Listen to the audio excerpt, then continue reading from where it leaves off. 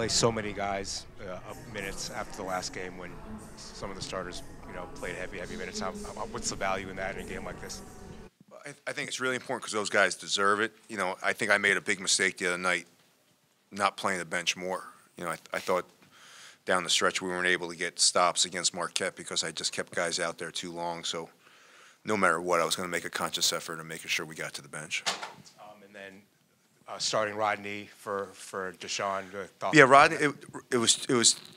I've been thinking about it for a while with this team because Rodney protects the big guys a little bit better than DeShawn. But we were struggling a little bit in the second 10 minutes of every half because Jay was going out there and he was the only ball handler out there, and he was working hard, but he was just getting stuck with the ball every single time, and I needed another point guard out there. And for me, it just made more sense to be able to put the ball in DeShawn's hands, let him be able to make plays with the basketball on the break where he's really good, give him a little bit more time with the ball than off the ball. And,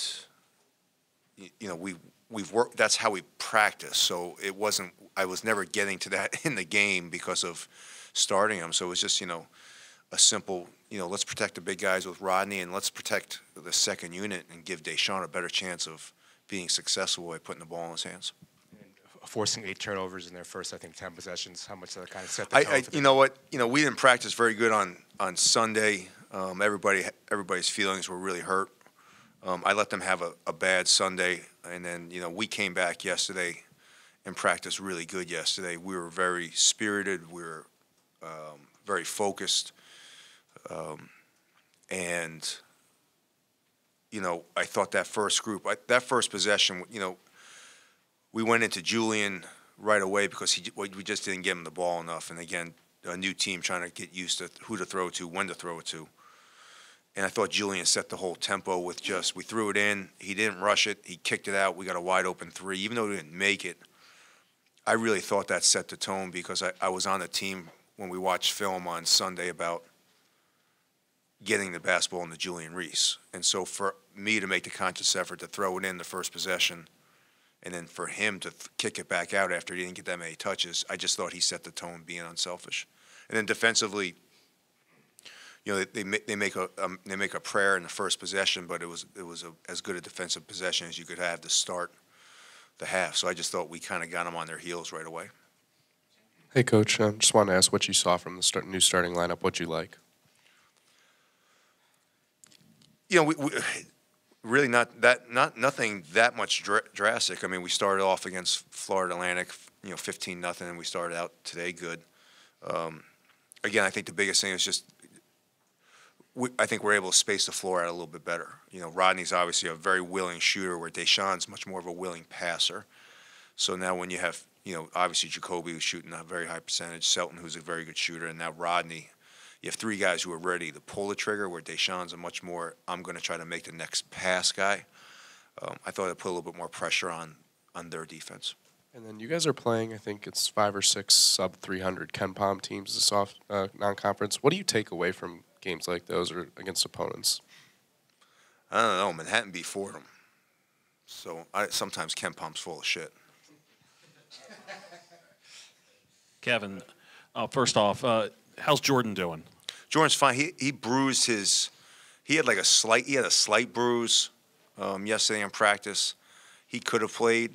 I watched him in warm-ups and was just kind of like, we got Villanova, Bucknell, Alcorn, and then Big Ten play coming up. So it was a little bit more. That was when I say game time decision, I didn't make the decision until about the last minute. But he's okay.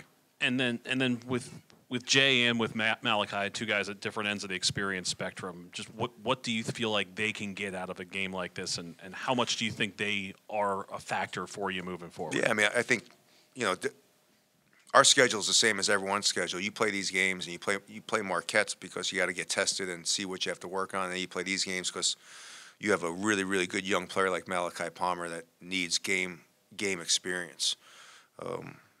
And the more Malachi's out there, the more everyone's seeing how good of a player he is and how active he is. So, and Jalen's a great leader.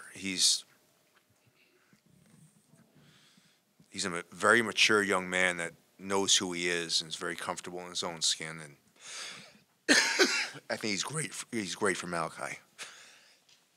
Excuse me, I apologize.